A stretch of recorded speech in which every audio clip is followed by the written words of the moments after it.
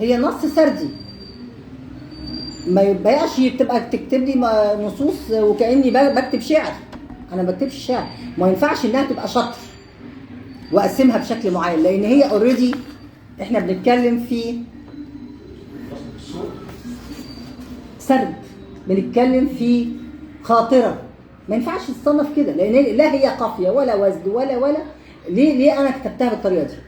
يعني التنسيق هنا كان بيها طبعا، لان هي كل بقى يعني دار نشر او غيره هي بتعتمد على رؤيه الكاتب، انا عايزها بالشكل ده، فمش هقول له لا دي ما تنفعش ويصنف لي زي ما انت جبتها انا هكتبها لك. لكن لازم يبقى عندي هنا التصنيف اللي يليق بهذه الكلمات. اما غير كده طبعا هتبقى فيها مشكله، يعني الخاطره غير الشعر غير. فلما نكتب ده لازم نكتبه بالشكل اللي يعني يتناسب مع الفكره، مع تصنيف العمل الادبي بشكل ما. فده مهم، يعني الخاطره تبقى باراجرافز، فقرات واسطر معينه، وليست بهذا الشكل. زي ما قلت اللغه سليمه جدا، العبارات راقيه ومنتقاه بشكل هايل، لكن عمليه الكتابه بشكل معين انا افضل ودي رؤيتي ان الكتاب ده يتقسم الى جزئين: مجموعه قصصيه لوحدها بحيث تبقى مصنفه مجموعه قصصيه، ومجموعه خواطر.